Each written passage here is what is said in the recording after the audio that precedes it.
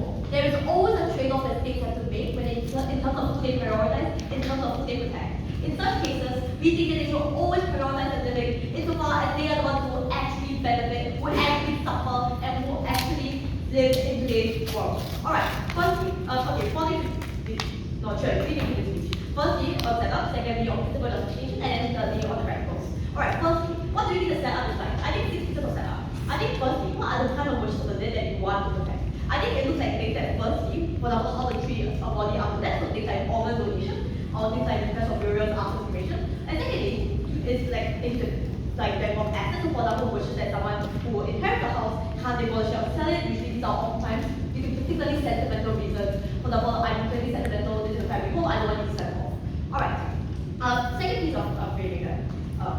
Oh yeah, what then do the legal protections look like? Very simply, they look at the person who breaches the wishes has to face legal repercussions in a court of action your own will not be set. Third thing, what happens with wills? I think two things with wills. I think obviously we're probably going to abide by that a lot less so insofar as like people and in our world we will prefer people to transfer ownership of assets to, for example, their kids before they die. So for example, you write your house's deed in your kid's name while you're still alive.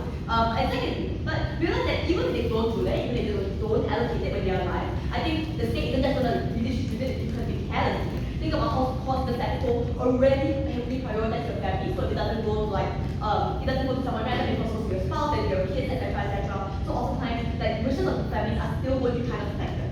Alright, then fourthly, what is this debate about? I think this debate purely takes place in the instances where there is conflict between the wishes of the living and the wishes of the dead, because obviously if there's no conflict, there's no debate to care. So I'll start that and simply on the side of the living, while negative of the care to defend siding with it. Then fifthly, I think states obviously will only use it in very extreme circumstances, so very extreme conflicts, for the simple reason, for two very simple reasons.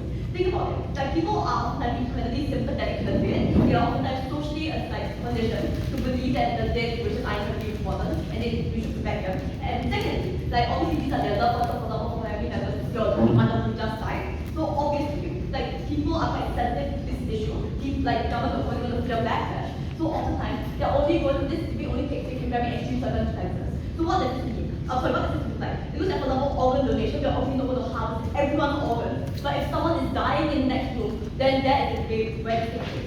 6 feet of framing. This decision, okay, then who makes this decision? I think the decision should be made by the actor that is most proximally affected by it. So for instances where the case that involves some level of social utility, the state is going to come in and step in. So as I previously mentioned, organ donation or things like burials. But insofar as like there are obviously like small little revenue like quibbles, things like private affairs, then it's just going to be the living family who currently decides. So things like the sale of assets, etc., etc. Alright.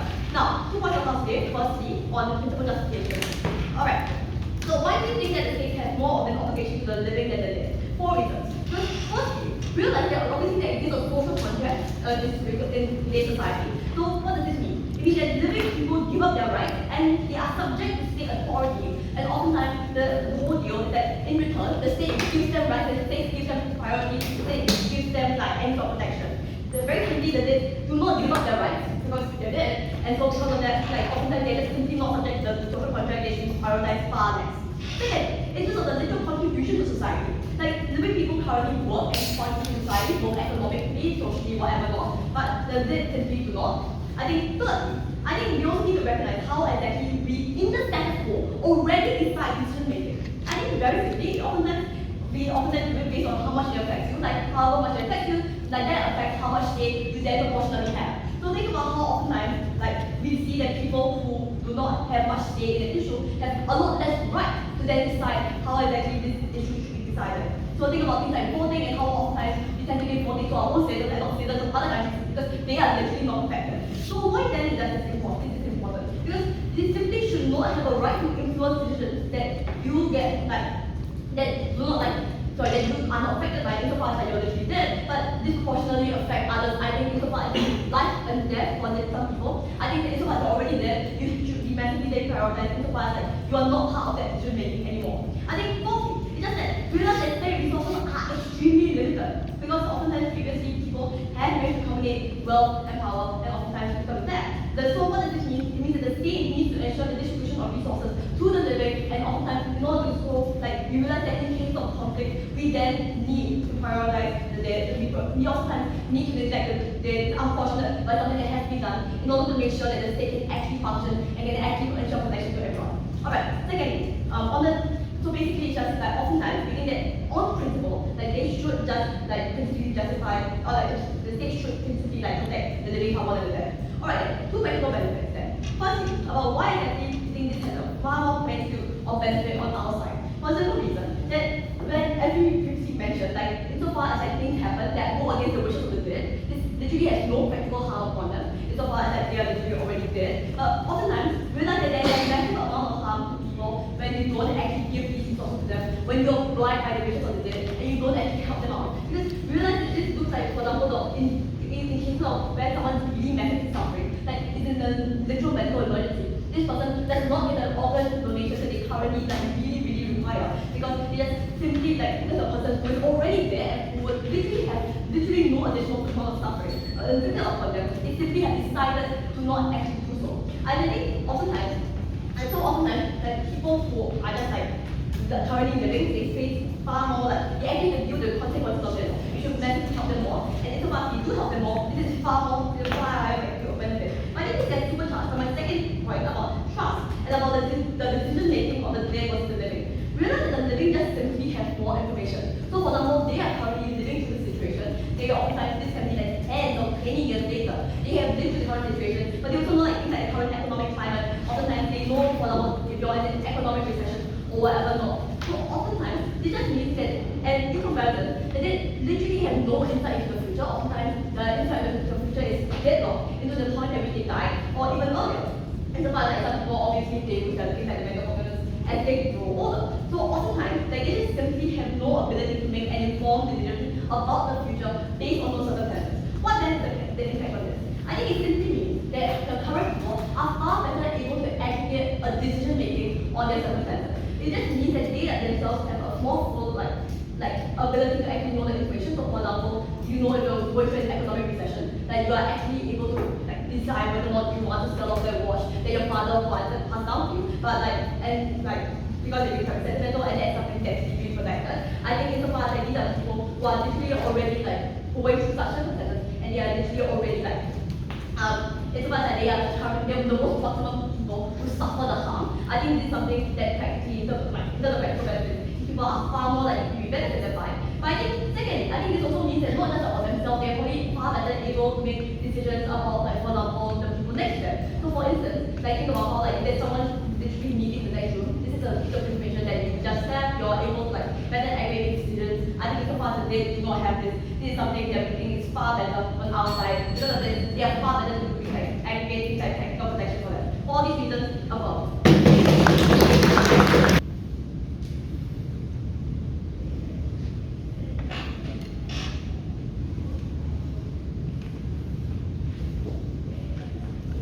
What do we support on side negative? We would support respecting the wishes of dead people in some circumstances. But we don't need to support defending their wishes always, or defending their wishes above the wishes of anyone else along.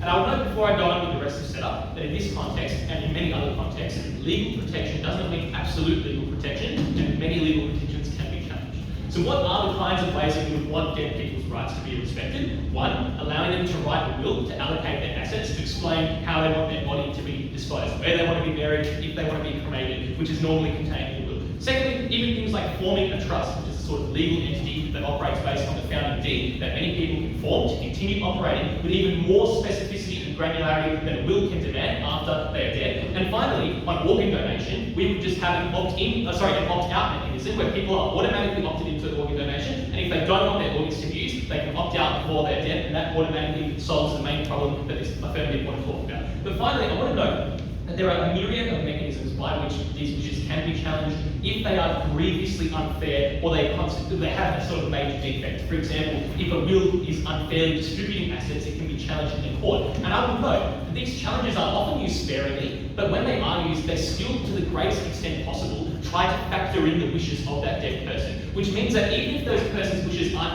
100% amazing or the best possible, they still ought to be respected to some extent, and that is why we should have the legal protections in play. What do they support? Obviously, a huge change to the status quo.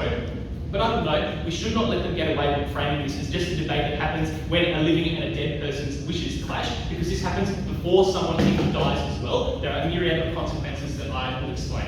Finally, if there was a situation where someone was actually forced to do something according to will, for example, in a certain country or a certain culture, we would use the counter fiat that we have to stop that. Two arguments then. One, why we ought principally grant legal protections to dead people, and secondly, a myriad of better, why this leads to better outcomes for everyone.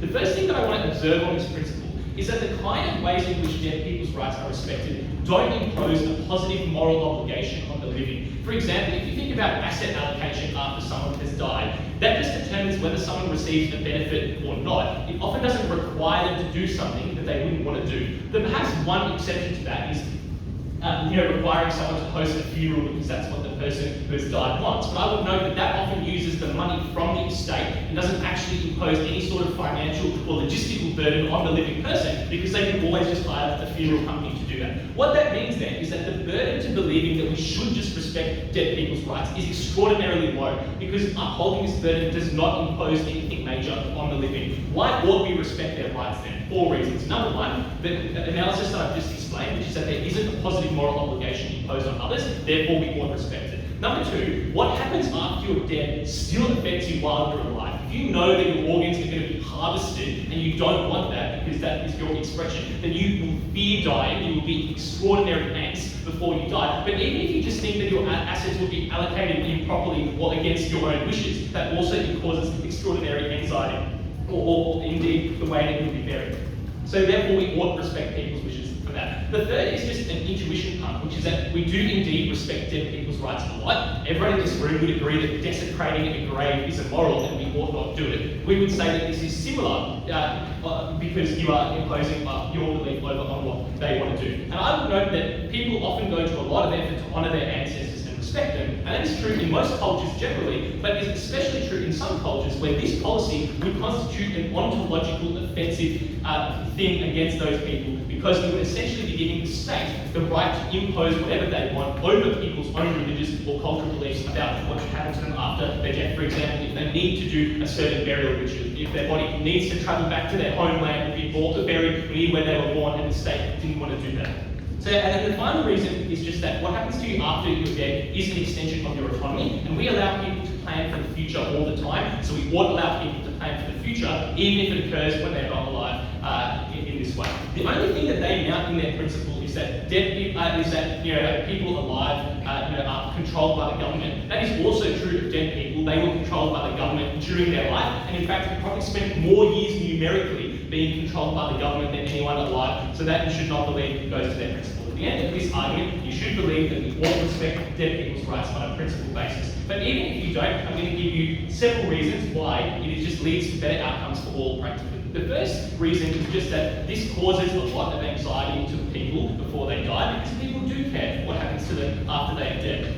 What happens to their wife or their children or their husband or their family. And a lot of people in the status quo choose to write a will, which indicates to you that people do have this preference and they are concerned. And that concern is based on biology, but also culturally and religiously. Everyone cares about the future planning and what will happen. And in the status quo, we have metrics to alleviate that anxiety. The fact that you can write a will, which by the way is very accessible. It often does not require a lot of effort or a lot of lawyers or a big amount of money to write one. There are often wills that you can write very easily. Now this opposition takes that opportunity away from people. And I would note that it takes that and provides anxiety to the worst sorts of people who should be making anxious. People who are elderly, people who are on the prospect of dying are extraordinarily vulnerable and ought not be made anxious. Especially if they want to talk about organ donation. Imagine if you did not want your organs donated, you were about to die, and your one thought was, oh my God, the government is going to come and harvest my organs.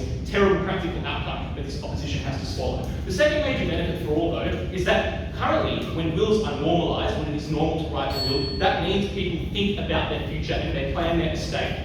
But importantly, they don't just do things like allocate their assets. It forces them to confront uncomfortable questions that they might not otherwise confront. Because, for example, the lawyer who's helping you draft your will asks you that question. Or because, for example, you have to think, why do I want to give more money to one child than another? Maybe it's because that child gave up their career to take care of me when I was old, so I didn't have to go in a nursing home. And that's completely valid reason that you should be able to give that child more money. And also, it means that people do things like take out life insurance, they just consider their own mortality, they settle grievances with family, or they just have good discussions with family when they try to provide, whether, for example, they try to provide advice. All of those things, whilst yes, may be possible in their world, are more likely to happen in our world, because by enabling people to have right wills, by enabling them to know that they have some level of autonomy and choice, even once they are gone, they are more likely to engage in those actions.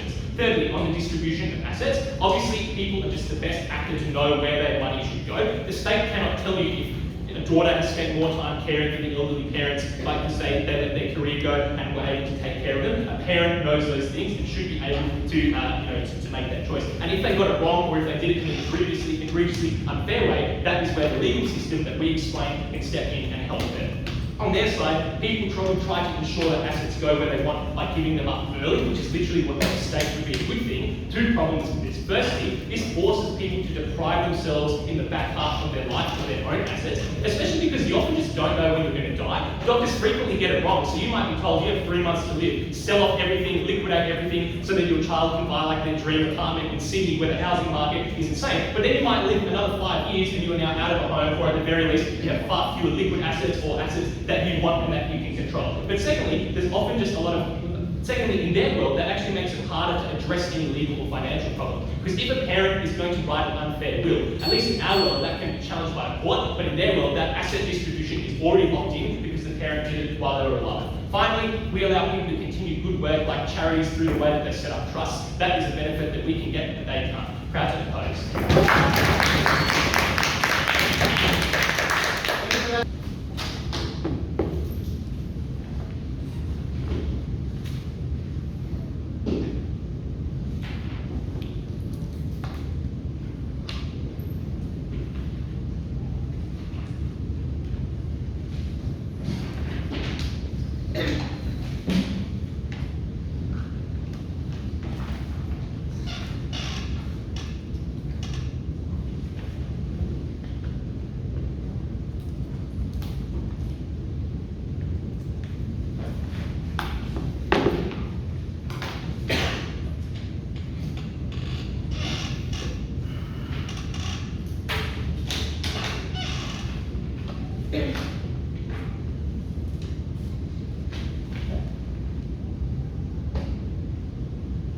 Allocation of decision-making power is based on two metrics. One, the extent to which you are affected by that decision, i.e. the person that's most proximately affected by that decision should have the power to make it. But second is based on information available to make the decision, i.e. the person who has the information to make the best decision should be allowed to make the decision. I think this debate takes place in three instances in which their side wants to protect legal protections: assets, organs, and trusts. So I'm going to take all three and explain to you why all the principle as well as pragmatic analysis it actually gives you still stands and they don't have a case.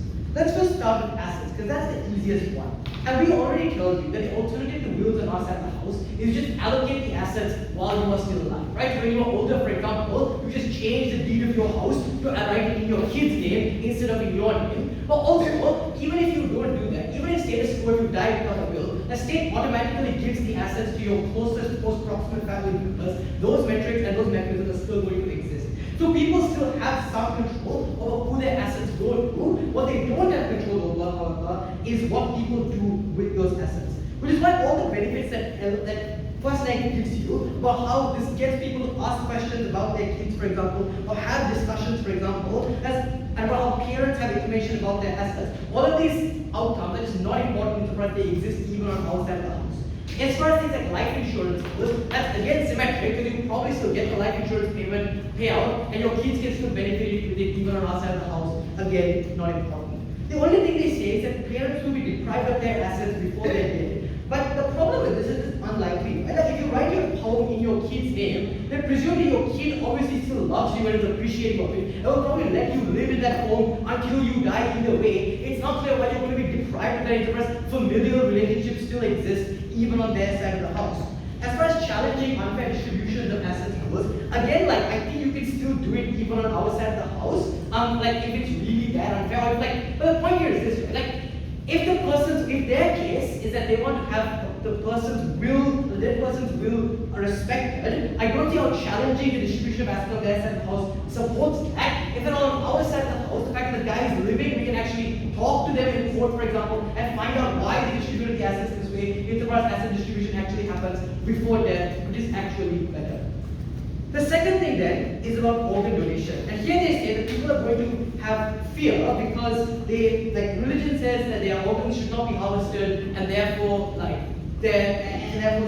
something like that. Their way of mitigating this is by proposing this opt-out system. But notice that this mitigates their side of the claim as well. Because if so many people don't care about their organs being harvested, then presumably that means that people who are affected by this fear and religious torture that they talk about is a vast minority of the population. That's the only way they mitigate our claim. But on our side of the house, we don't think you need that. If that is really true, on our side of the house, we can also, for example, deprioritize religious individuals when harvesting organs, right? Like to the extent that, for example, like if you really have that much time, like you can seek out the family, for example, and do the state has an incentive to do this. It's about the minorities they talked about tend to be important voting blocks and like swing votes in many democracies, which is why you're likely to do it only in those extreme circumstances. So when you're taking organs, for example, you harvest the religious person's organs like after you harvest everyone else's organs and there's actual death. But the biggest problem is actually the time factor. Because the problem often is that there's a very limited window in which people need organs. So if somebody is dying in a room next to you, and the other room next to you, there's someone who's in a motorcycle accident and now needs a new heart, on our side of the house, we don't have to wait until this person consents to give their organs. We can actively take it, and therefore the timeliness of the action is what we get on our side of the house. Because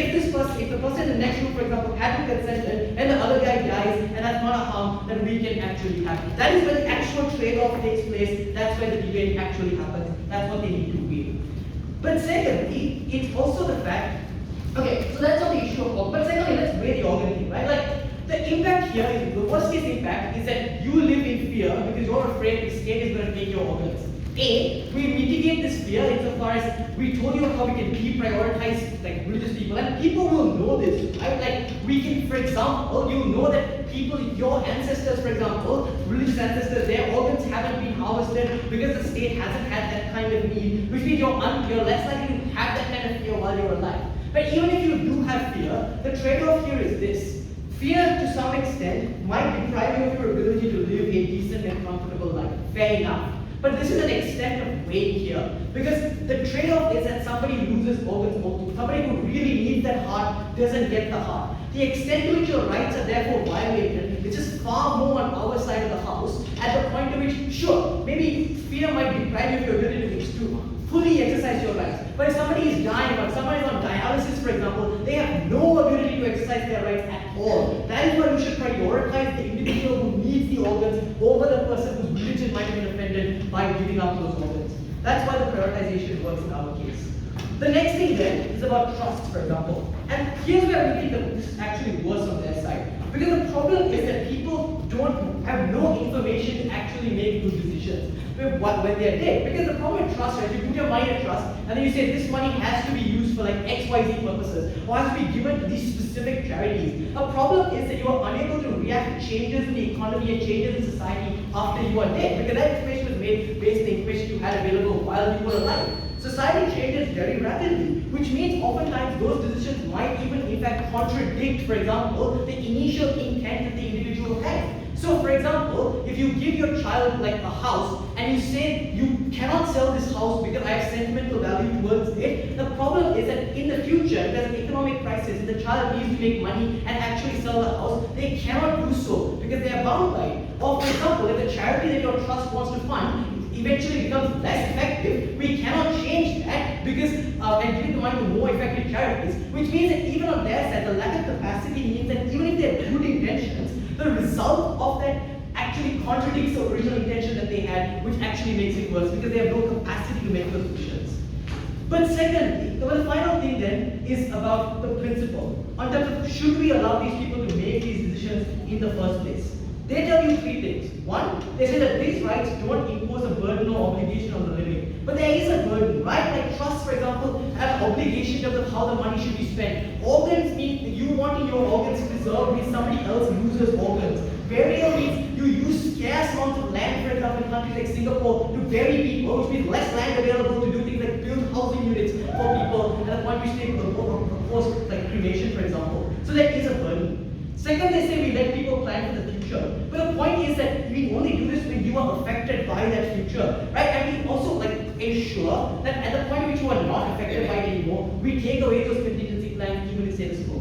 The final thing they say is dead people are also harmed by the state. But the point is that they already benefited from it. And we shouldn't prioritize their rights because they are no longer contributing towards the state. They are no longer respecting laws. They are no longer paying taxes. They are no longer contributing to the economy by working or taking care of their family or contributing to things like social cohesion, for example. The people who are the people that get traded off from their side of the house. So in those instances in which those trade-offs specifically exist, negative has a burden to explain to you why we should prioritize the dead over the living. Very proud of the firm.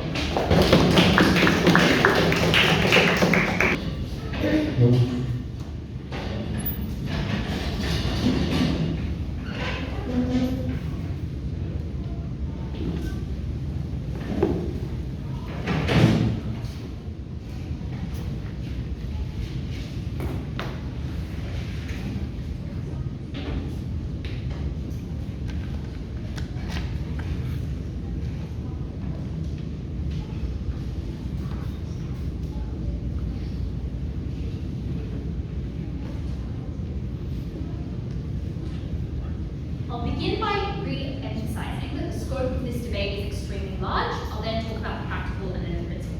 Firstly, on the scope of this debate. First Affirmative says this debate only takes place where there is a significant conflict between the wishes of the dead and the living. That is not true. Firstly, this debate mandates that all legal protections for the dead are removed, not just the ones that exist where there is a conflict. Secondly, this works preemptively. For instance, you don't make a will on their side because you have no knowledge or legal protection. You know that it won't be respected after you die. It's obviously expensive and time consuming and so on to make it. Why would you make it if it's not upheld? It will not be respected. So people don't do any of that on their side. And thirdly, I note their reasoning, which is, well, governments aren't overzealous because people respect and care about the rights of the dead, explains why this is an incredibly unpopular policy, why it does massively inflame people's anxiety about death, because they do feel that their rights after death are important. But obviously that overzealousness doesn't prevent them removing all legal protections, because that is the motion, that is what the words of the motion require them to do. So their explanation about why they get to escape their burden is actually just a reason for why our arguments are very large and important. So, firstly then on the practical part.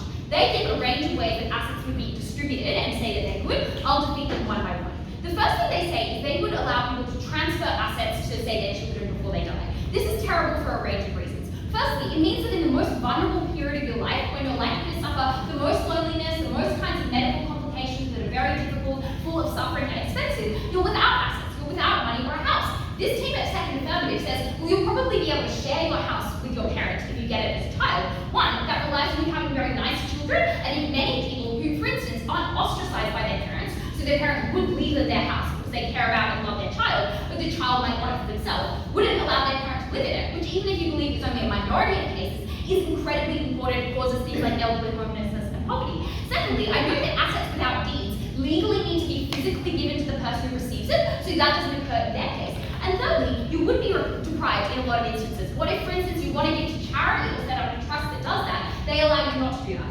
But secondly, I know that the transfer of assets is bad for a second reason, because it's very hard to contest that transfer if it's done illegally on their side, because when it's done before you die, it's not put through probate law, which it allows you a check on the illegal transfer of assets.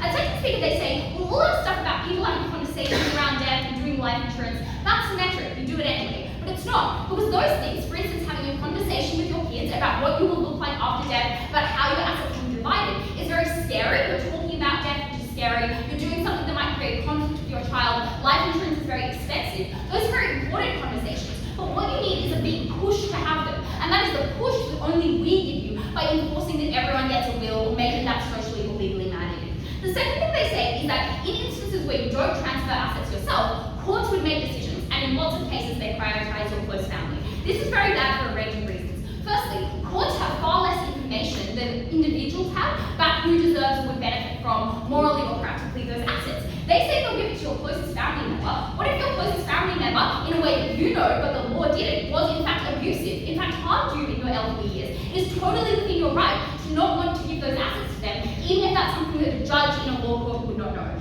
Secondly, courts are much more vulnerable to the pernicious interests of wealthy actors. For instance, a family member who can afford a much better lawyer who is able to then try and get those assets and take it away from family members who can't afford those lawyers. And obviously in some instances we're using courts too, but we explained from Ollie that those would be done very sparingly and in fewer instances. And we think when we are using courts have way more resources to put towards the challenges to the wills that happen only in a smaller set of cases on ours, because those resources aren't stretched thin over distributing everyone or most people's assets after they die. They can focus on their resources on the cases that really matter, so those cases are more likely to be done fairly. But thirdly, I note that policy of getting courts to distribute assets is extremely expensive and time-consuming, and this is a harm in itself. In most legal systems in the world, particularly the developing world, hugely overclogged and overburdened. So we think that all the cases they're putting forward, especially with appeals, massively burdens those law courts. It means other people's cases aren't seen, means people aren't given bail as quickly as they would otherwise, which is an independent harm to credit to us.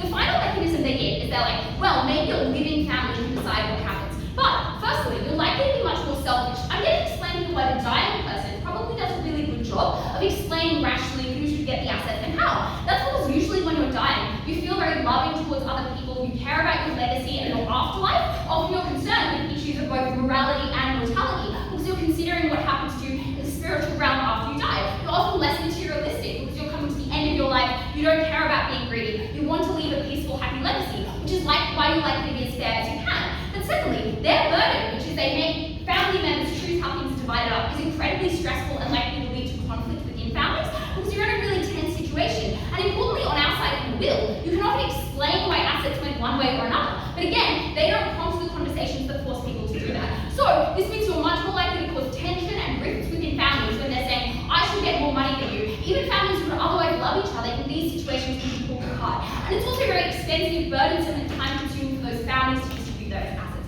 So that's a huge harm. The one reason they give why people would do this well is that the living have more information. For instance, they know about how economic conditions might have changed. But firstly, the dead can plan. For instance, you can choose a good charity, or you can say to your trust, please change this to the charity that has the highest rating on, for instance, effective altruism or givewell.com or whatever. Many people who care about the legacy of their money, which dying people will make those very sensible changes that this team describes. And secondly, economic conditions don't change hugely in the few years after you die. The circumstances they're describing are extremely unlikely, and it's unclear, for instance, that the courts, who would be distributing that money immediately after the person who dies, or pretty close to it, would be able to make that determination well either, so it's not comparative. And finally, it seems like if your parents are going to put big conditions on a gift of money or a house that you get, you wouldn't get it comparatively if you weren't willing to abide by those conditions. So that argument is entirely symmetric. Let's look finally at their Hail Mary or organ donations, where we support an opt-out system, and where we say probably most people will choose to give up their organs because people are altruistic when they die, because they recognize that other people need organs and so on. They say firstly, well, the fact that it's an opt-out is a concession. No, what we're saying is that the minority of people who are very important, who deeply care about keeping their bodies intact when they die, those minority of people should be able to keep their organs. The majority of people will give them away. It's not a concession. But secondly, they say, well, the important thing is time. That's really not true. It takes 2 minutes to check if someone is an organ donor or not. Organs often last for hours and hours, so it's not clear that you need that time. Secondly, often the problem in medical systems isn't the number of organs. It's facilities, it's having surgeons who can transfer them, it's the transport costs. Those things are expensive. You need highly paid surgeons. That is the rate limiting step. This side just requires successful implementation and so on. Finally, there are other options like synthetic organs, which have increasing research behind them. That is not a debate-winning claim. I'll win now for a second time on the principle. They say the state has more of an obligation to the living than the dead. This argument is imprecisely made, because we're only giving the dead some rights and deference. They need to prove that the dead deserve nothing. This argument just proves they deserve less than the living, which is what we support anyway. But secondly, the dead do matter a lot because they did contribute to society. And in response to second affirmative, societies tend to get wealthier over time. Like it's easy to make money without effort by just investing it in other stuff when you started with money, which is often made by sweat and tears by all the generations. That's from a social level and within families. But finally, I want to focus on the stakeholder of religious people, who we look at hugely around the world. Many animistic cultures, which think that your soul does exist after you die. Specific forms of Islamic burial, which might be, as this team says, more expensive for the state, but which need to happen for you to not offend God, to be certain of your salvation. This is a violation not only of personal freedom, but specifically of religious freedom, which I note in many other cases matters more than the rights of the living. It's why we allow Jehovah's Witnesses to refuse blood transfusions on behalf of their children, because we recognize that religion is a structure around which people determine their lives, and it changes changes whether you go to heaven, whether God faces you or not. That is a violation of religious freedom that this team must stand behind.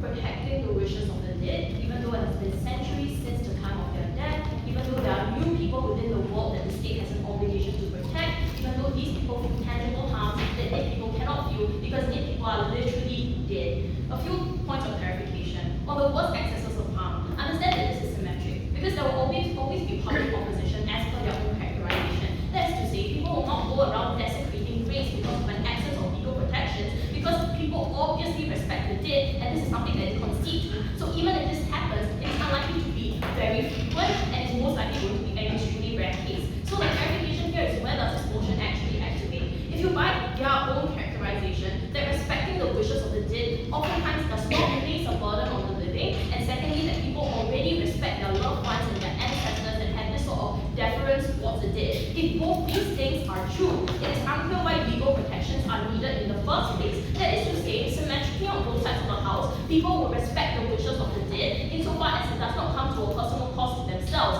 Therefore, it is unclear why legal protections are the tipping point for people to respect the dead in meaningful ways as they like to claim. So the more likely conception of this debate and where it takes place is where there is a conflict and a trade-off that needs to be made within this debate. And it looks like, do we give the organ to the person that is dying, or do we keep it in the dead person's body because that person has expressed an intention not to donate their organs? It looks like, do we let people get buried in huge burial sites as opposed to using that land to build public housing for people that live in the present? These are all conflicts and trade-offs that need to be aggregated extremely heavily in this round, and this is the most likely place and the most impactful place in which this debate actually takes place. Two metrics to decide the priority of decisions and the way in which we prioritize the living. Firstly, on the magnitude and proximity of harm, and secondly, on autonomy and why that is less important. Firstly, on magnitude and proximity of harm. This is the most important clash for you to weigh this round, right? Because I want to posit the phrase that there is a finite amount of resources and capital existing within the world. That's to say, population turnover is the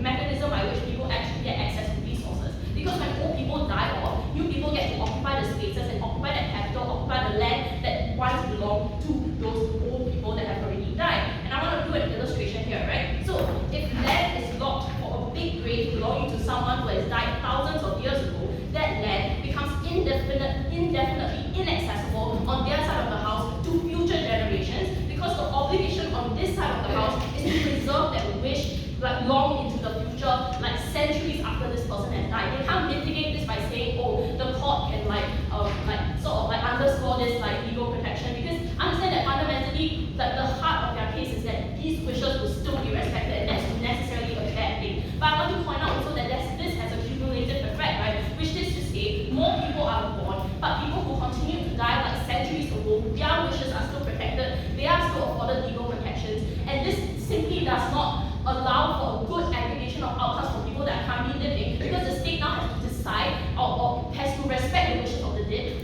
while now trying to use a lesser amount of resources to cater to those who are living. I think this is fundamentally a bad thing. So the affirmative claim is very simple here, right? Which is that firstly, living people should be prioritized because they are tangibly affected by resource allocation in the way in which dead people are not. That is to say, dead people are already dead. They have no ability to feel pain or anxiety or starve. These are all things that are fundamentally important to people who are currently living. It's the reason why people face a lot of pain in the present when they still have lives to live out, when they still have families to feed and obligations to serve. It's fundamentally a bad thing. But secondly, we tell you that living people or people who exist in the present has the most information to decide what to do with these resources. That is to say, if I bequeath to my child, let's say a family estate worth $100 million, and then after that, like a few years into the future, they decide that they want to let go of this asset because, for instance, like let's say land taxes are going up and it's no longer profitable, or it doesn't make sense for me to hold on to this house anymore. They can't do that on that side of the house because your old man told you to keep that property and have multiple generations of people living within it, and the court will litigate against you because you decided to sell that house. That's fundamentally a bad thing, because we should allow people to accommodate for the changing living conditions and the way in which they decide to allocate their resources when bad things happen or unforeseen things happen. What is the counterfactual on their side of the house? Did people decide what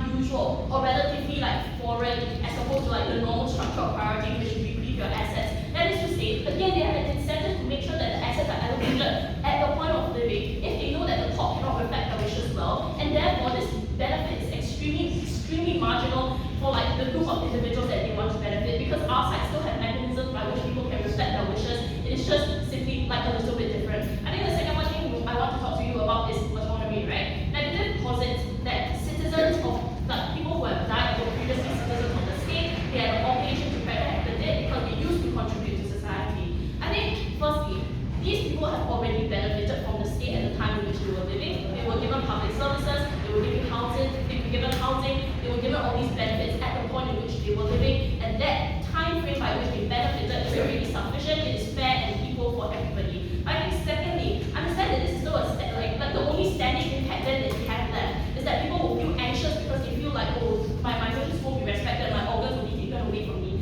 I think firstly, there's a lot of backlash to this, right? So therefore we tell you that you probably will not prioritize religious individuals, you just take from people that don't really care about where their organs go. But secondly, even if you're going to take this from the religious individual that feels a lot of anxiety, I'm not sure why you should respect anxiety and religiosity over the lives of individuals on the ground. Therefore, never be proud to affirm. Thank you.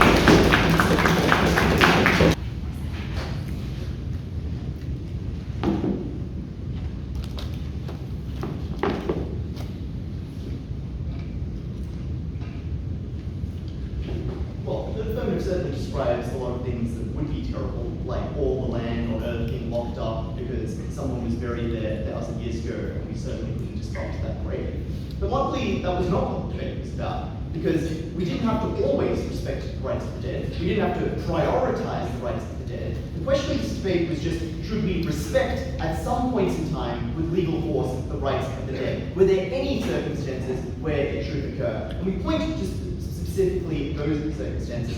That was the burden that this affirmative team had to meet, and it's one that they ran away from in each speaker. It's the reason why second affirmative tells you they would deprioritize religious people for organ donation, because they recognized there was a harm there when you stole their organs. It was the reason they say you bequeath your assets to people before you die, because they realized there was a harm when the state got those allocations wrong. It's the reason why they tell you in first affirmative that the state would try as hard as possible to allocate your assets to the kinds of people you'd want your assets to go to anyway. If this team really did not care about the rights of the dead, they really thought they had no say, if they really thought we shouldn't care about them at all and we should always prioritize the living, none of those concessions would be made down the bench. They would just take the assets and use them in whatever way they saw fit. They did not because they believed that the dead did have rights, which is why negative must win the debate. Firstly, on the principle, and then on the three practical arguments that come after. Let's start with the principle. The first thing I want to note, and this is crucially important, is just how low the burden is for the negative team to win here. Because the types of obligations we're describing here are incredibly easily met. It's not like the dead should be able to dictate like what your career is or what you have to do with your day-to-day life. It's things like the dead getting to dictate whether you get a piece of asset or some property that you weren't even entitled to. Like, what case do you have for moral desert to say, like, I should have that house? It's not your house. You didn't do anything. You have no entitlement to the house. In any way when you get the house, that's just a bonus for you. You don't get it. You have no claim to say that you were wronged in any particular way. So of course we should respect the rights of the dead to determine how their assets are distributed in any particular way. Then all of the kinds of obligations we talk about here are just requiring people to not go out of the way to do something, to not bury you, to not prevent the executor of your will from burying you in the way you want, cremating you in the way you want, not preventing the executor from distributing the assets in the way you want. The burden was on the floor. But secondly, this team incorrectly, time and time again, tries to suggest that this is about comparing the dead to the living. But we point out that is not true, because this debate affects the living. It affects them when they know that their organs will be stolen after they die, and that will send them to hell. It affects the living when they know that something bad might happen to their relative, and that their spirit might not make it into the afterlife. And it affects you when you think about planning for your future, and you know that your abusive partner will get all your assets, when instead you wanted it to go to charity, or you wanted it to go to your kids instead. It was about the living, and that's precisely why it is that we win on that principle. Let's look at the three reasons this team gives you as to why it is that we don't owe obligations to the dead. The first claim they make is to say that the dead don't contribute to society, so they have no expectation for getting something from society. Firstly, we point out that the dead did contribute in the past, but secondly, we identify that some people who are alive also don't contribute to society. Some people are children, for example, and incapable of contributing. Some people are disabled or in other ways incompetent and incapable of contributing. And we certainly wouldn't claim that those people are devoid of rights. We recognize that absolutely they should have the right to things as do the dead. The second reason they give is that the dead can't reciprocate because they're dead. So, they can't give us anything, so why should we give them anything? The first thing I'd point out is that the same reasoning from the previous argument applies. There are many people who can't do anything for us, but that is not an excuse not to recognize their humanity, their rights, to treat them well. But secondly, we point out that there is reciprocity. It just works in a different way. We respect the rights of the dead when we're alive, and in turn, when we die, our rights are respected by the people who come after us. So just in the way that it's possible we can owe obligations to the future generations of our society, even though they're not alive and will never be able to do anything for us, it is possible that you might owe obligations to the dead because they'll be fulfilled by people who come after you. Finally, they say the dead are less affected or are not at all affected. But this goes against all of the argumentation we give you as to why the living are affected. And we point out that there are many other circumstances in which the fact that someone might be more affected by a decision does not give them the right to control over that decision.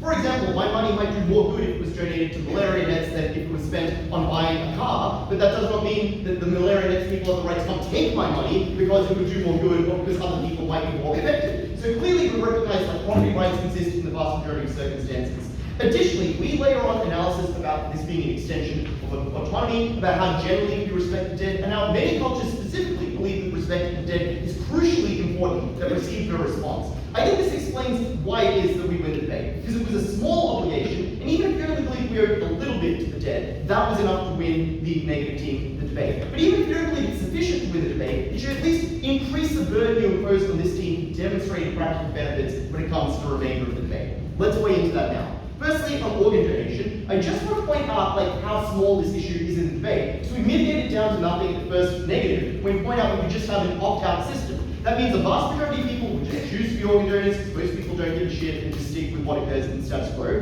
Things like technology to 3D print organs, or the use of donor organs from other animals like pigs, or the things like growth in biotechnology all mean that this problem is likely to be mitigated to nothing in the future anyway. And the vast majority of problems aren't things like having the person in the next room or not in the next room. Things like organ compatibility. People have different blood types. Not all organs can be transplanted into the right person. So you all believe that maybe this team is 10 or 20% more organ donors. That probably doesn't make a difference. We're probably just as capable of meeting the needs of each individual person. And their own arguments on timing explain why they wouldn't deprioritize, for example, religious people, because that would require you, if it was that urgent, to give up on someone and allow them to die, to concede the debate, because they recognize the right of that religious person not to do so was more important than the rights that they wanted to talk about. But let's say in a few cases we have to let someone die. That is okay. Firstly, an organ only gives you something like 10 years of life, so it's much smaller than what they tell you. Secondly, the harm to the person who has to give up that organ is living in sheer terror, knowing that when they die, they will go to hell because their organ will be taken. It's their family believing they will never be reunited with them in the afterlife. It seems like all religious people feeling that trauma, knowing that an irreparable evil has been visited on that person, that was worth far more than, for example, a short expansion in the life of someone who we would likely save anyway.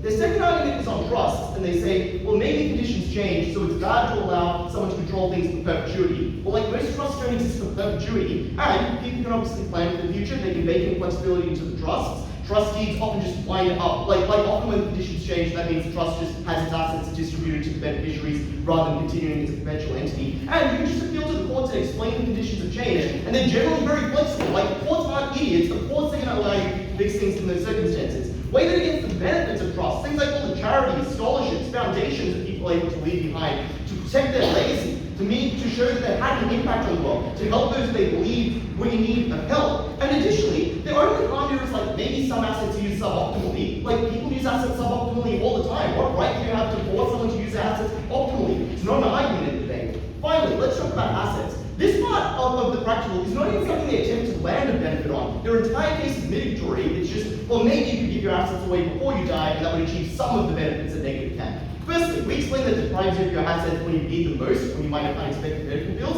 and you can't just give them to your kids and share them. What if you want to give them to charity? What if it's a non-need asset like a watch? You have to physically give it to the person, you can't use it. What if you have an abusive partner, or you want to give it to your grandkids but not your kids? What if your kids screw you over? Obviously, it is just preferable to allow these things to be done directly and through probate and through wills, rather than through this insane system that Affirmative sets up.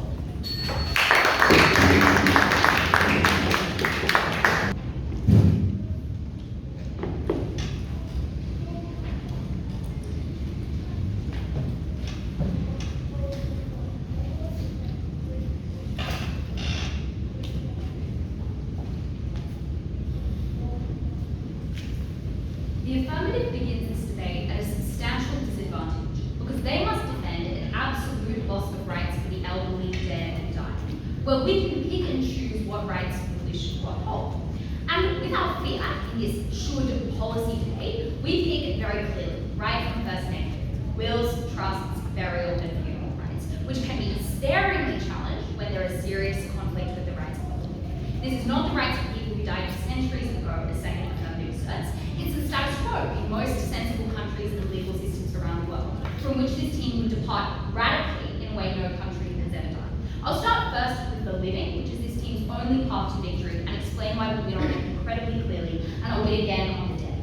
Firstly, on the living. I'll be very generous here. I'll talk about the cases where there is a trade-off between the rights of the living and the dead, which is a very, very small part of this debate, but the only area where this affirmative team chooses to engage. We take it by a mile because this team causes the living to suffer.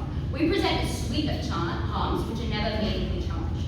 Firstly, this team clogs up court systems with cases and appeals. And I want to note that this team walks a very fine line. Sometimes, as in the third affirmative speech, these court cases are cheap and generic. Well, all the money goes to your spouse, then your kids, then extended family, though we know that any case is an expensive opportunity cost vulnerable to appeal. And thus, in those generic cases, you cannot represent or respect the specific rights of dead people. You cannot represent people in important minority instances where, for instance, you do not want your money going to an abusive partner. But in other cases, these court cases are specific enough that they can capture our benefit, but of course they're extremely expensive. The second harm is that we explain that courts allow people, rich people and rich family members, power that they would not have when a will is given by the person who is dying. So this means that they favor wealthier family members rather than people who need that money. Thirdly, we explain that this is a unique cause of an enormous amount of stress and anxiety for the dying in the most vulnerable times of their life. And maybe this team says, well, you're already going to be a bit stressed or a bit vulnerable or a bit anxious. Of course that's true, but for these people in these incredibly intense and difficult periods, any increase in stress or vulnerability or loss of feeling about the future is something that can cause people to die. Know just how high rates of elderly suicide are, and we would not put that psychological burden on them. Thirdly, or fourthly, we explain why you prompt difficult conversations that would not otherwise happen if you didn't have these legal mechanisms. Fifthly, we explain how you can give to things like charitable trusts that they get no real response to. And finally, we explain this is a violation of the living's religious liberties in their understanding of people in their family who have died. The best claim in response to all of this, I think, is that the living have more information, for instance, about current economic circumstances than the dead. And this is, of course, in some way trivially true. The living are alive, so they know what's going on. But it doesn't do anything for the affirmative in the debate. Firstly, they don't explain why your knowledge of current economic conditions is a more important kind of information than the knowledge of personal preferences that the dead have. Secondly, they never contest the altruism and thoughtfulness of the dead, which we explained second, which explains that their decisions are good. And finally, they don't prove the exclusivity of that information. Why is it likely that economic circumstances massively change? Why couldn't courts make up for that? Why would they be able to if you're distributing assets in the year after that person has died? Compared to personal preference, which is highly varied because families and people are varied, compared to the minority of very important cases where abusive partners are given money by courts. And I want to note that this team switches between lots of different legal mechanisms where it's convenient for them.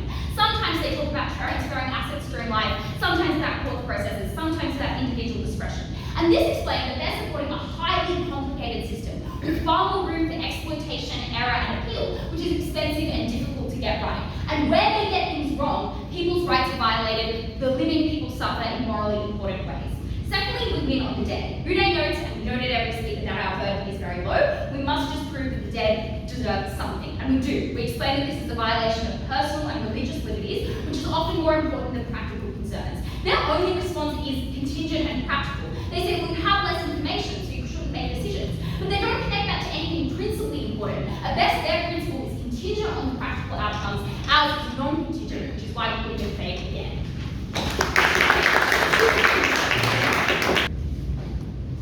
Panel, negative can't run away from their burden. Legally enshrining a right means that it is at least to some extent absolute, right? Like, it's not just legal enshrinement is completely meaningless and this debate has completely no value. Because if they run away from it in the way they did in third negative and say they are only going to marginally consider the wishes of the dead, then they mitigate any benefit that they gave up their side of the house as well. Because their only benefit is that people will have fear and anxiety that their wishes are not respected after they are dead. But the point is that if they are so okay to violate people's rights in violate the rights of the dead in certain instances, and that same fear exists, right? Because the fear exists from the fact that there is a possibility that my rights might be my wishes might be violated after I am dead. If they have a precedent of being okay with doing that in some instances, that possibility is still going to create the same fear that they want to prevent on their side of the house. The implication of this is that they have no benefit if you buy that claim, right? Like that is the only benefit they have, is that you will feel bad while you are still living. If at the point of they mitigate that own benefit, they cannot stand. That is why you need to accept there is a trade-off. What we tell you is that the debate takes place when there actually is a trade-off. Because if there is no trade-off, there is no need for the state to violate the dead people's wishes. Because for all the reasons that states that they themselves give you, states have an incentive to respect the wishes of the dead in general, right? The fact that there is fear of like religious backlash, the fact that people oppose the desecration of the dead, all of those reasons means that in a natural situation, states have an incentive to respect the wishes of the dead if possible. That's why the problem on their side is they had to explain why there was a necessity to legally enshrine that right. That was the burden they had to explain. They had to explain why the legal enshrinement was so necessary and why we couldn't give states the flexibility to make the trade-off when they needed to make that trade-off. On our side of the house, our claim is we give states that flexibility to make that decision when they need to while considering all the factors without hindrance. This debate therefore takes place across 4 different aspects that they want to respect.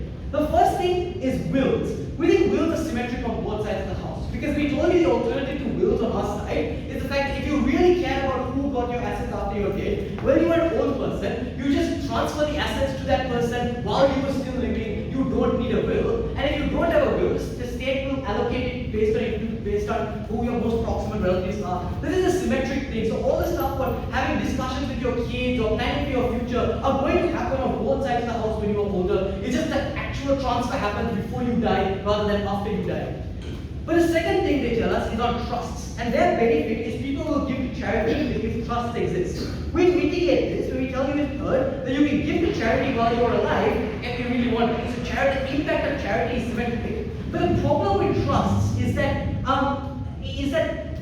it makes sense that you will respect, they have to respect the wishes of the dead, which is contingent. The problem is that's contingent on the dead people's capacity to make decisions about the future in which they are no longer living. Our claim that the problem with trust was that dead people don't have the ability to make their decisions about what the best use of that money is after they are dead because they lack that information. So in fact, it's on our side of the house, when the living get control, when their living family members, for example, get control of that money and can use the money in whatever way they want, they can actually fulfill the intentions of the dead person even better by prioritizing giving to better charities on our side of the house without respecting the wishes of the dead. So the outcome of better charity is only on our side.